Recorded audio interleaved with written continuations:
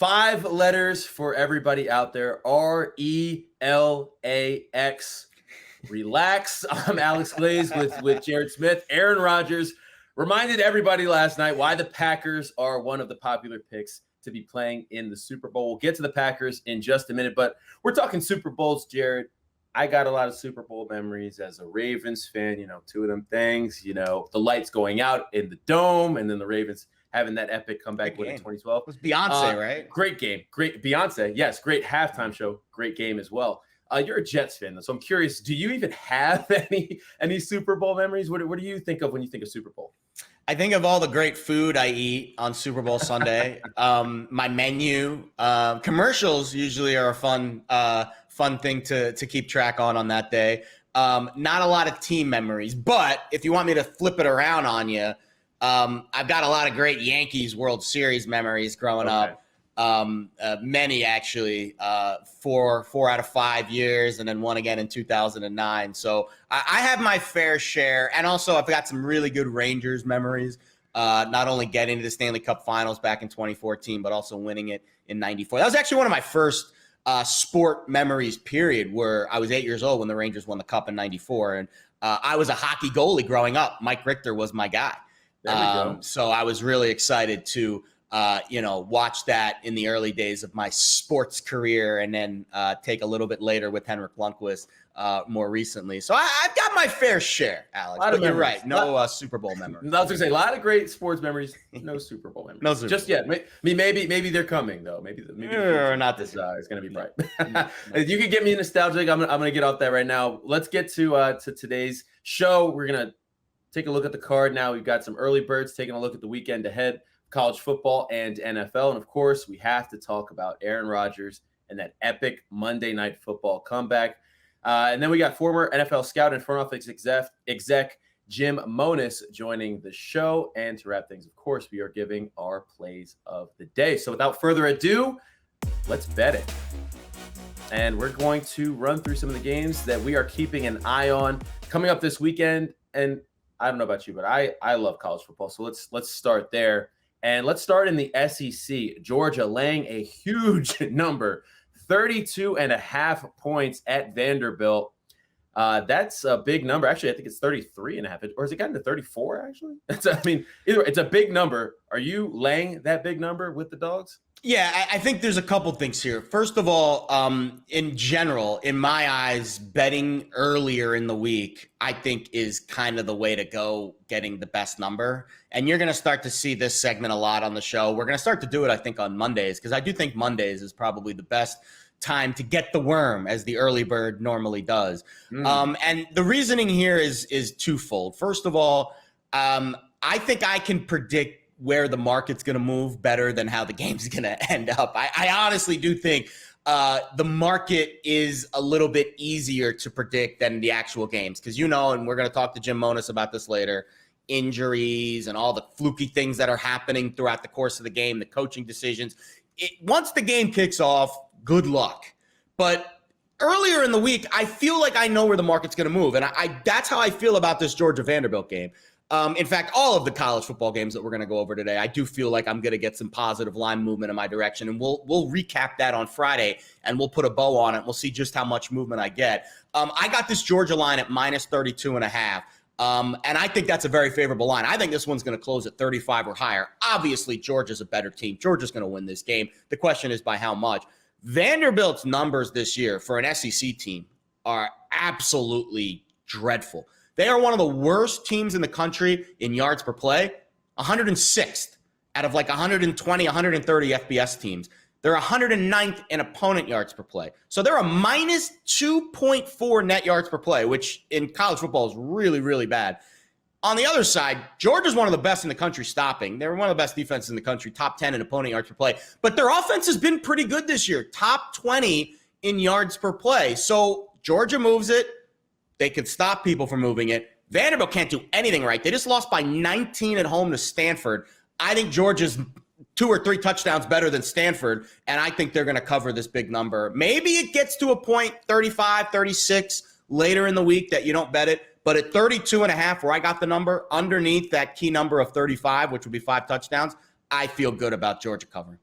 Well, you mentioned it. I mean, Georgia's going to win this game. You know it. I know it. Kirby Smart knows it. But the thing Kirby doesn't do is blow out teams, especially SEC teams. He just wants to get out of this game injury free, right? That's kind of how he's looking at Vanderbilt, kind of like they're like a Murray State or something. Kirby just goes into these games, gets a lead, runs the ball, kills the clock, gets out of there with the win, doesn't even worry about it. The last time Georgia beat an SEC opponent by more than 34 points was 2017 when they beat Tennessee 41-0. So I can't get there yet. I'm probably going to stay away from this one, or maybe look at a first half line because I could see I like that too. I could see that. But that's just too big of a number for me to lay with the Georgia team that I feel like I know pretty well. That's a big number for them. Let's move on. Let's stay in the SEC and talk about Mississippi State now getting 4 points at home against LSU. The Bulldogs coming off a brutal loss against Memphis. I love a home dog, but I am not sure about this one just yet. Which side are you leaning towards right now, Jared? I've already gotten a ton of line movement here, and that's because we've seen the best player, one of the best players for LSU, Andre Anthony, expected to miss the rest of the year with a knee injury. That got announced on Tuesday, that got announced Monday morning, Monday late. I bet this Sunday night. And that's already moved this line across that key number of 3 down to 2.5. I bet Mississippi State +4 is a home dog. I also sprinkled on the money line here. I believe I got +134. And again, at this stage of the week, I'm less concerned about matchups and trends. I'm more concerned about line movement. And I already am confirmed we're going to get this across that key number of 3, which is where I expected it to land. The injury to the LSU player was unexpected. That's going to accelerate this line movement. I wouldn't be shocked if Mississippi State closed almost as a pick'em in this game, because you're seeing a lot of people that we're going to bet. So in my eyes, the narrative here would have been, oh, everyone's going to bet LSU because Mississippi State is coming off of a loss to Memphis. So everyone's going to bet LSU in this game as a road favorite, and that's going to give me some line value on Mississippi State at home. Well, all those people that were going to bet LSU might be a little more hesitant now with the injury. So I think I'm even going to get more line movement here towards the end of the week than I originally expected because of that, fortunate. And we talk about this all the time. You cannot predict the injuries. I wish I could, but I don't have that kind of foresight. So you just make the best bets you can, and you try to predict the movement in your favor. And again, when we're betting this early in the week, Monday, usually Sunday night, Monday morning, I'm more concerned with the line movement because that gives me flexibility later in the week. And obviously, we've already gotten a lot with the Bulldogs at home. Yeah, Mississippi State also dealing with some injuries of their own, and they struggled last year with that Mike Leach offense. So I'm going to definitely be keeping an eye on that one. Speaking of great offenses in the ACC, Sam Howell and North Carolina cooking with grease now. They smoked Virginia, smoked my bet. I had Virginia +8.5, so I didn't love that. But Tar Heels laying 12.5 points on the road at Georgia Tech. This one is interesting to me, Jared, because Georgia Tech played Clemson pretty well, and I think that says more about Clemson than Georgia Tech. But when you look at that game, and Georgia Tech only lost by 6 points. I mean, I'm not sure what the Jackets are going to do at quarterback just yet. Got Jeff Sims, their starter, could maybe be coming back from injury this week. But Jordan Yates, who's been in there for them, has been playing well. He's one of the only quarterbacks in the ACC who has averaged at least 15 passes per game and has yet to throw an interception. So he takes care of the ball. Georgia Tech wants to control this game, control possession. And if they can keep Sam Howell and that North Carolina offense off the field, 12.5 is a big number. I'm not sure if I can get there to side with Tech just yet, but that's a big number. Which side are you leaning right now, Jared? Nothing for me on that game. I haven't seen any movement either. It looks like it's open 12. And again, we're taping this Tuesday morning. I don't honestly, it's crazy. I don't see any movement at all off of 12 and on any book. Like I'm looking at, 8, 9 different books right now. No one's really made it. So everyone's like me. They're just wait and see what's going to happen with. Yeah, no, this is not a game. So with me with college football, I like to see, because to me, the public is not betting these games early. They're just not. So I'm not concerned with the public oversaturating a college football market on Tuesday or Monday. So when you see movement in a college football game, especially with some of these weird games that I like to bet on, that's sharp money.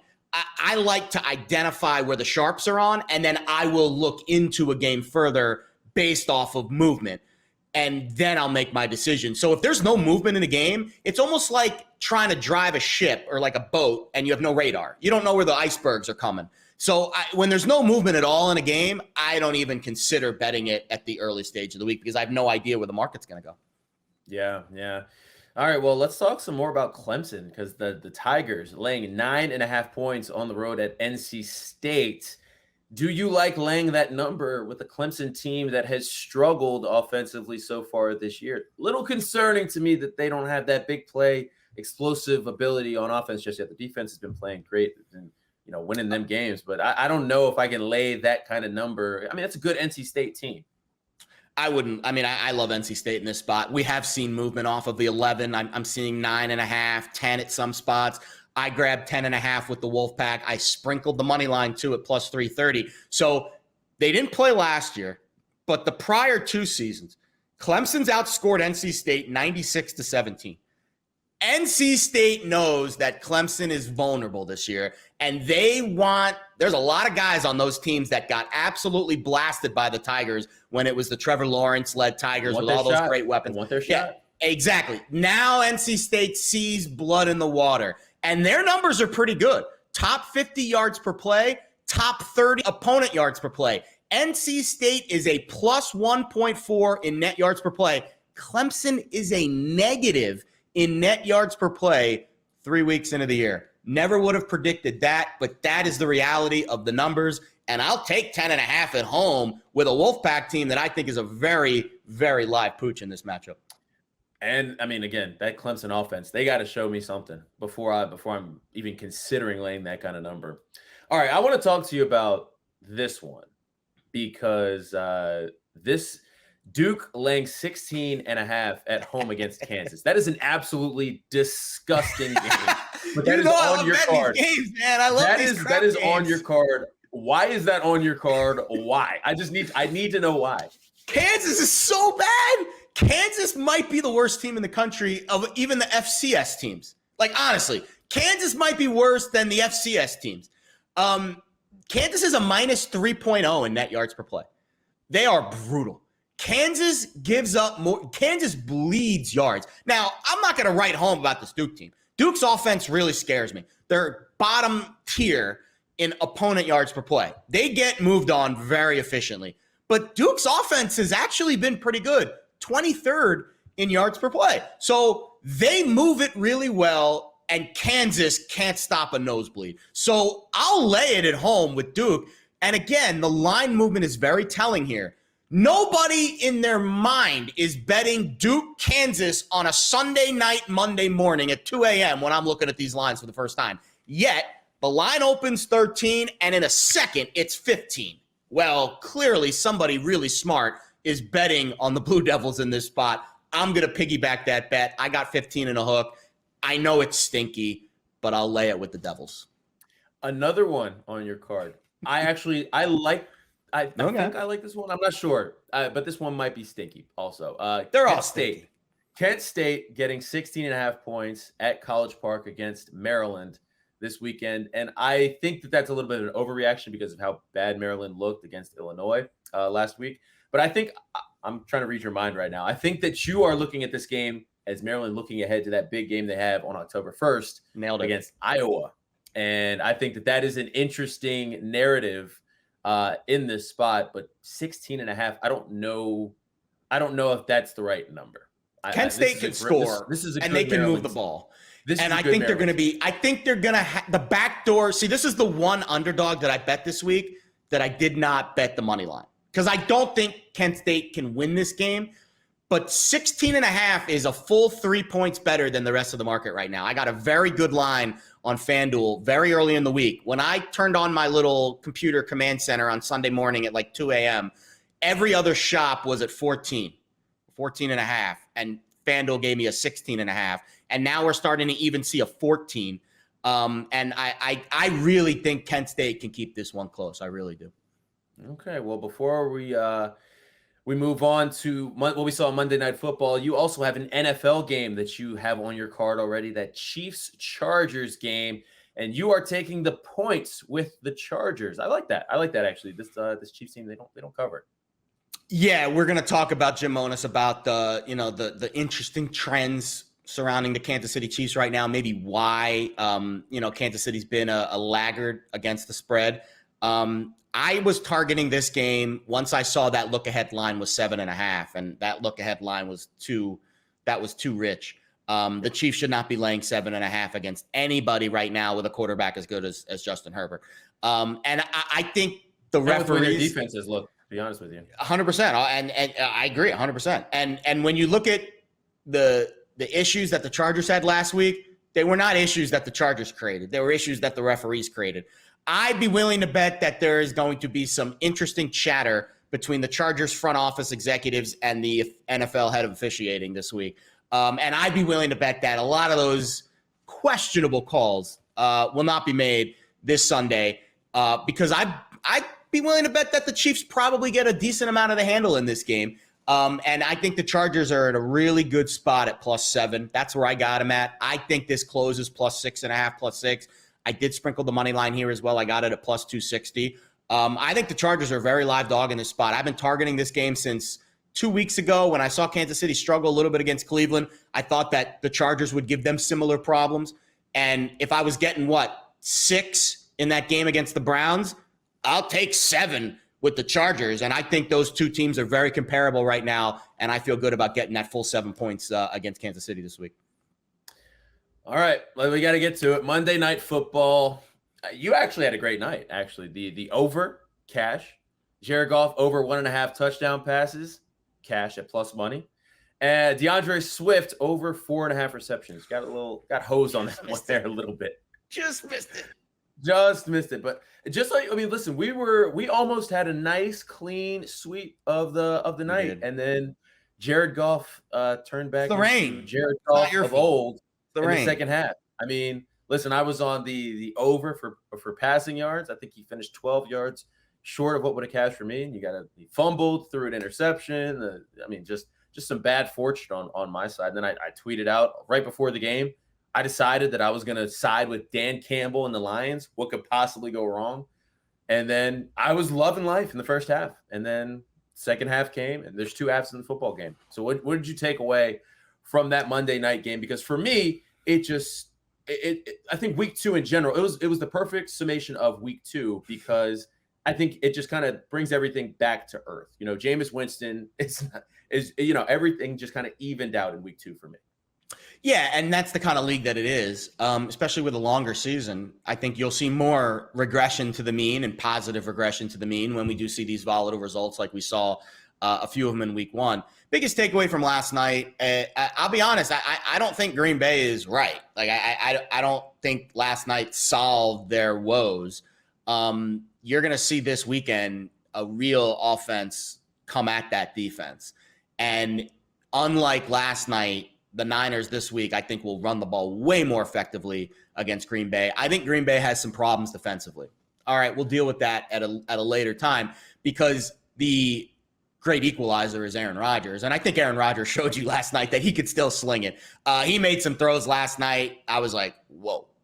He had a couple of deep bombs to Devontae Adams that were right there. He made some touchdown pass where he could have just hit Lazard, but he just zipped it to like an impossible window. I mean, he's so special. He really is. And I think when you look at the Packers, they are what they are. They're going to be a team that's going to have to outscore you.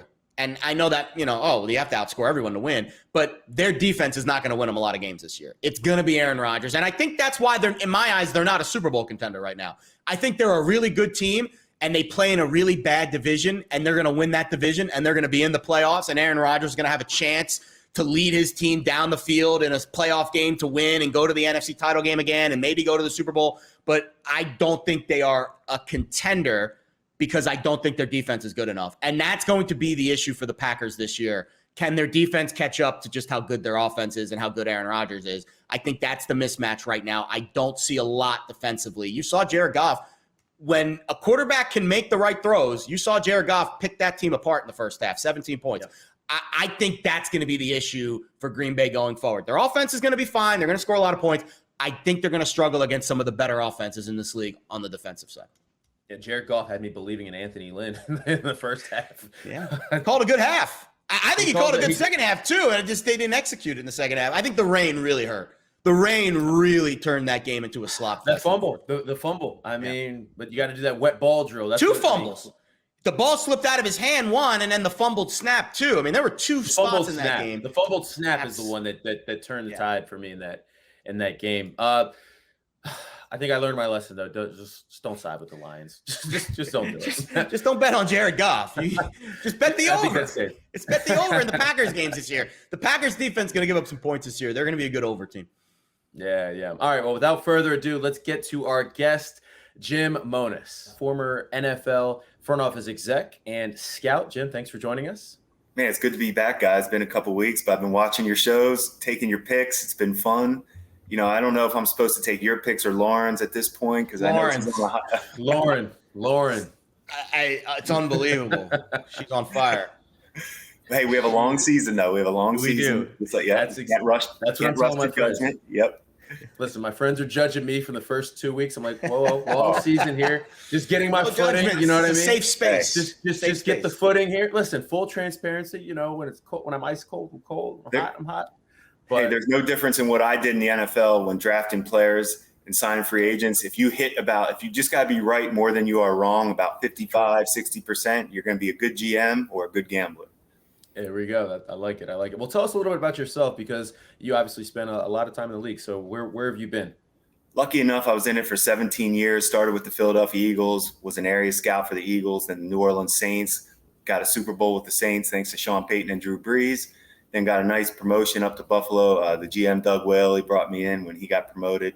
And we had a good run in Buffalo, but, you know, we actually hired Sean McDermott, but he and the GM never really hit it off. And the Pagulas had to side with the head coach, and he got his own GM, and that's how the league works. But, you know, it's been fun getting into this whole side of it and talking with you guys and learning the whole business of gambling. So I'm really enjoying it. Yeah, Jim, the best thing I think that you guys do is you're able to offer us a different insight into what we're looking at every week. And I'll be honest, I watch these games every Sunday, Monday, Thursday, and I start to, you know, I try to draw some conclusions based on what I'm seeing on the field and get inside of these guys' heads and get inside the coaches' heads. And the thing that has been the biggest takeaway for me after 2 weeks, the amount of injuries in this league, it seems like every year it gets more severe and the injuries become more sudden. Like everything's moving along swimmingly and then bang, one of these injuries happens to like one of the quarterbacks and it just changes the way we look at these teams. I guess we'll start in Chicago because I think that's the most controversial spot right now based off of who's going to be the starter and who's hurt. Andy Dalton right now, despite the fact that he's hurt, is still going to be the starting quarterback, at least according to Matt Nagy, if he does come back healthy at any point. When you look at that situation with Justin Fields, who looks ready to play, how do you break down who should be the starter if everybody's healthy? You know, we're not there day to day. So they obviously, when they took Fields, you know, Nagy said he had a plan in place and all that. But when you watch Fields come in that game against Cincinnati this week, he played really well. I know there was some turn. I know it got crazy at the end. They had some drop passes on him that would have changed that game. The moment's not too big for him. They need to get him in, and it's time to let Fields take this thing over. Jim, do you see, I mean, the way I'm kind of looking at this thing with how many injuries there are at the quarterback position right now, you got Cam Newton out there. If Cam was going to get it called, do you think the time would be now, or how do you look at that situation? That's a great point. So basically what you do in the offseason is when you're talking about your backup quarterbacks, the number one thing you do when you meet about backups is, can we go 500 in those games with our backup? If it's 4 games, 6 games, that's how we judge a good backup quarterback. Can we go 3-3? Now, that being said, then you have to factor in the price. I love what the Buffalo Bills did this year, where they know they can make a run. Matt Barkley was not a good backup. He wasn't going to, and they went out and got Trubisky, who's had success as a starter in this league. Not that he's a franchise guy, but he's an ideal backup. So that's the types of, you know, the stuff that goes on in the front office meetings. How do we get the right backup to be 500 until our starter gets back? Speaking of backups, Jacoby Brissett, it looks like he's going to be the guy, at least short term, for the Dolphins. We were going back and forth about this during our pre-show prep. Tua's got some holes, you know, not only now with the injuries, but also he certainly looked like he struggled at times, and there were some questions coming into the year about him. You think the Dolphins are actually better off with Brissett? Why? I do. I think he gives them more of a chance to get the ball downfield and let those guys make plays. They have good playmakers. Yeah. Waddle's struggling a little bit, inconsistent catching and holding on to the ball right now, but obviously he's a threat down the field. Parker makes big plays. Gesicki makes big plays in traffic. Brissett can do that stuff. Tua is just not there yet. He's not throwing the ball down the field well. He's playing small. And that hit he took was a major hit, and he never saw it. And that's always a concern for a quarterback, not to even think that's coming or see that. Tells you he's not necessarily aware of something. So I'm not saying that Brissett's better than – I think he's better than Tua, but I don't think the Dolphins should feel like they're dropping off at all. Last quarterback question for me, at least. I got to talk about the Colts here because, I mean, there's just some bad luck there. I mean, first of all, how do you sprain both ankles? But then, I mean, just to see the drop off from Carson Wentz to Jacob Eason, I mean, it's apparent. What do you do if you're the Colts? How do you right the ship here? Because there are some expectations for that team. Well, this is where their front office is going to get tested now. Is Eason good enough? And the Carson Wentz stuff, you're right, Alex. It's crazy to see both ankles. And I don't know if you guys are only Carson Wentz. That can only happen to him. Well, that's what I was going to say. You guys might not be old enough to remember Mike Tyson knockout. And you always start with that Glass Joe, the first fight. Yeah. That guy.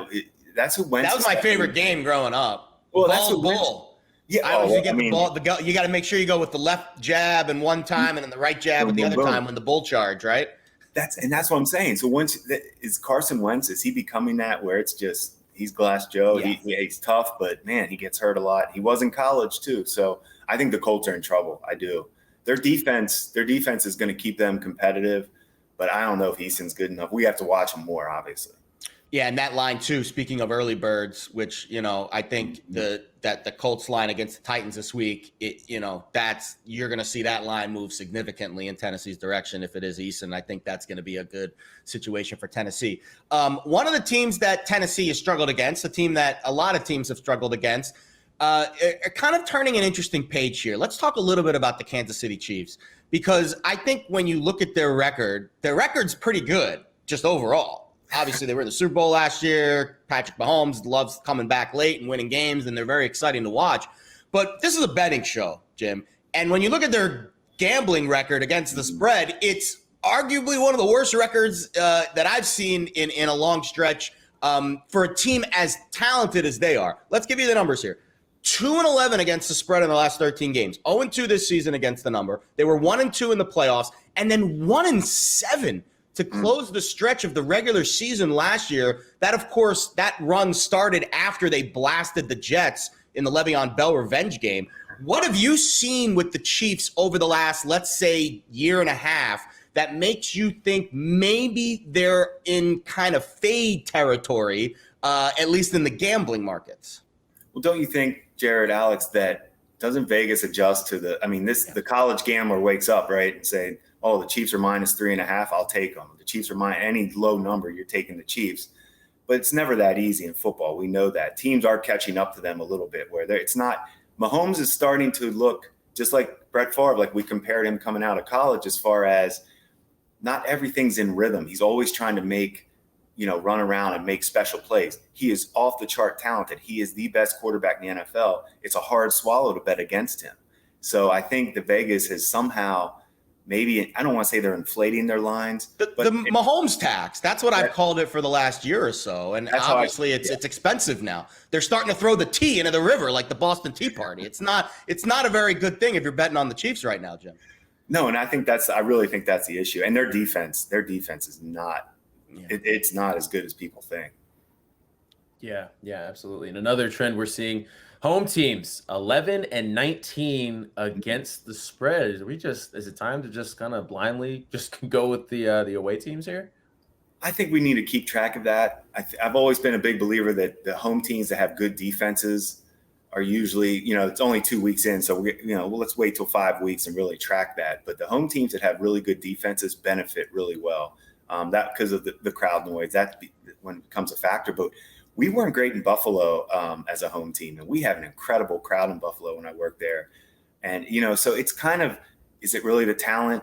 Sometimes you got to see who are these teams not covering against. Sometimes it can be as simple as that. our rule of thumb in New Orleans, if we had a home game at night, forget it. Yeah. We were winning and covering. I think that's a trend that I'll keep that is a trend I was interested in last year, Jim, because last year with no fans in the stands, the road teams won more than they lost for the first time in NFL history, which obviously take out the fans for a second, but just thinking about road teams winning more games than home teams over the course of a full season, that is I don't think that's going to happen this year. But if it does, and if it gets close again, that's going to be fascinating. Speaking of home teams, you're probably going to like one of these home teams to fade this week, and it's going to be your play of the day. And that's because we have no idea who's playing quarterback for the Houston Texans this week, right? Well, I do. I did get to watch him on, he did come in for Tyrod, so we had a little sample size. The way Houston's offense is they're doing a nice job protecting the quarterback. Although a lot of that is Tyrod scrambling too. But Davis Mills obviously won't scramble like Tyrod. But they do run some screens. They will use Ingram. So maybe if Ingram's, you might want to play his over total yards this week, might be something to look at. But I'm telling you, this Carolina Panther, everybody's talking about Darnold and this offense. Defense. Not that. This defense is nasty. They are playing fast and physical. I love the way they're playing. They're getting after it. This is a hard game for defense travels, on a short week. Defense travels. So I'm going to take that first half line this Thursday night with Carolina, -3.5. I might buy that hook down -3, Jared, just so I can rest easy. But I mean, don't do it. Don't do it. Don't pay for the push, Jim. If they're going to win by 10, and you're not even going to have to sweat it. Good. All right. Well, thanks, Jim. Really appreciate your time. And listen, I hope you have some better luck with your plays than me. So we're gonna get into ours in just a second here. All right, before we get to our plays of the day, Jared, there is a Pickswise play of the day. It's a 3-star bet in the MLB. What you got for us? Yeah, the 3-star crew. I love it whenever they send us one of these. I'm very excited. I've already bet this. It's the Indians money line. They're taking on the Royals today. And how about my guy, Cal Quantrill? He has been absolutely fantastic. So he's the guy that came over in the Mike Clevenger deal last year. Started out in the bullpen. Now he's a starter. How about this? Sub-3 ERA this season for Quantrill. He's a dude to keep an eye on as the future of that Indians rotation. And he is going up against Daniel Lynch today, who's been, I would say, below average. 5.34 ERA this year and a 292 batting average in his 13 starts against. So he gives up a lot of hits, gives up a lot of runs, facing an Indian starter in Cal Quantrill today that's been really good. And we're also seeing a little bit of reverse line movement here. A lot of the action is early action. It's only, 9, 10 a.m. Eastern here on Tuesday, so keep an eye on this. But Kansas City's getting a lot of the money here, but the line's starting to creep in Cleveland's direction. I got this -140. I'm seeing -150, actually. So very interesting line movement there, but I'm going to go with the Indians on the money line here, and then we're going to tail the 3-star play of the day. My play of the day, listen, I don't even know what to say anymore about our lovely co-host Lauren Jabara, who's taking the day off to reap the benefits of her winning. She's got to cool off. She's got to cool off. Too hot. She is on absolute fire with her plays of the day. And what does she do all the time? She loves these plus money bets. And listen. If I said it last week, it didn't work out with the Herbert pick. But if you can't beat them, join them. So we're going to go with the one of the biggest money lines on the board today in Major League Baseball. The Cardinals catching almost $2 against the Brewers. And the reason here is the Cardinals are on the road. I get it. They're facing Brandon Woodruff, who's, one of the Cy Young candidates. He's not going to win it. But if you look at Woodruff's numbers of late, ERA over 5 in September, and his ERA is almost 5 against the Cardinals this year. So he struggled lately, and he struggled against St. Louis. Meanwhile, how about the Cardinals? 3 games up on the Reds for that second wildcard spot, so they're not home into the postseason yet. They are still fighting for that postseason berth. The Brewers have nothing to play for. They're going to clinch the NL Central by 10 games. They are in a good spot to just cruise into the postseason. I could see St. Louis giving a little more oomph in this game. Jake Woodford is the starting pitcher for the Cardinals. He's kind of a bullpen guy. I'm expecting 3 to 5 innings, but his ERA against the Brewers this year, 7 innings, 0 runs. That's pretty good. Okay. So I'll take the Cardinals catching almost $2. I got it plus 190. You might be able to find a better line out there if you shop. We're going with a big pooch tonight for our play of the day. Kudos, homage to Lauren Jabara. Okay. All right. Well, my play of the day, I'm going to take a couple of days off here. So I'm looking ahead to the weekend. I got to clear my head, just flush, forget, So I'm going to college football, actually. And I'm actually making this pick because Lauren is not here today. You got the under 46.5 in the Wisconsin Notre Dame game this weekend. The under has hit in all of Wisconsin's games. I think that defense is going to be lit at home. And I've said this twice before. Are we sure that Notre Dame is any good? Are we sure? We'll find out this weekend. I don't think they are. So I'm going to roll with the under here. I see Wisconsin just doing what they do in the Big Ten, play defense and running the football and running that clock down. I might even side with Wisconsin. I might be able to get there by Saturday, but right now I'm just rolling with the under. What do you think about that? I mean, I think Notre Dame has problems on the offensive line, big problems. And I think that's going to rear its ugly. It hasn't really factored into their last 2 games because they've played teams that they're bigger and stronger than. They're not bigger and stronger than Wisconsin, and that's going to be a problem. Yeah, well, look, this is a safe space now because Lauren's not here, so you can tell me. Is Notre Dame any good? She's going to get mad at me tomorrow if I say no. Here, I'll say this. Their offensive line is not good enough to compete against the good teams. So they are going to outmuscle a lot of the lesser teams on their schedule. When they challenge up, when they manage up, they are going to struggle against the good defensive fronts in college football. Obviously, that is where Wisconsin eats. So in this particular game, they are not – it's not a good matchup for Notre Dame this week. It's not. All right. Well, that will do it for us today. Be sure to download the Pickswise app and, of course, subscribe to the YouTube channel so you can watch this show daily as we get ready for another great week of sports. For Jared Smith, I am Alex Glaze. Good luck, and let's bet it.